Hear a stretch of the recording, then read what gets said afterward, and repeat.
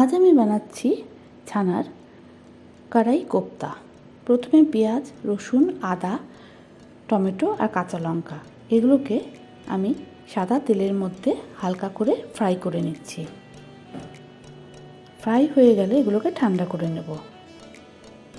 তারপর একটা মিক্সার গ্রাইন্ডারে আমি এগুলোকে পেস্ট করে নিচ্ছি।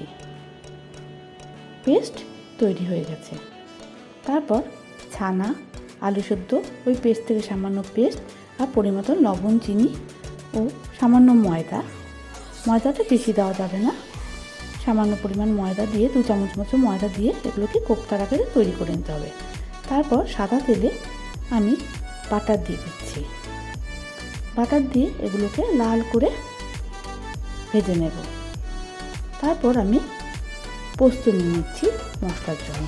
পোস্ত আমার ঘরে কাজু ছিল না, তাই আমি আলমন্ড নিয়েছি আর কিশমিশ আর দারচিনি, লবঙ্গ, এলাচ আর গোটা গোলমরিচ নিয়েছি ফোড়নে দেওয়ার জন্য। তারপর সাদা তেলে বাটার দিয়ে আমি ফোড়ন দিয়ে দিচ্ছি তেজপাতা, গোটা গরম মশলা, গোটা গোলমরিচ আর সাদা জিরে।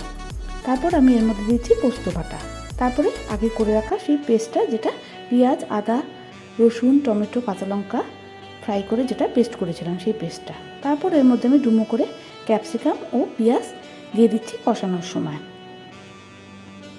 ভালো করে কষে গেলে এর মধ্যে লবণ দিয়ে দিচ্ছি আর পরিমাণ মতো চিনি দিয়ে দিচ্ছি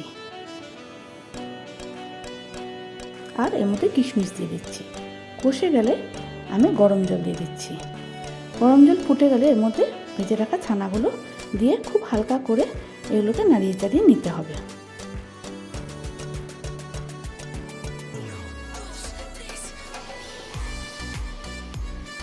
তারপর কাঁচা লঙ্কা দিয়ে দিচ্ছি। এর উপরে আমি দিয়ে দিচ্ছি আলমন্ড আর কিশমিশের পেস্ট, টক দই।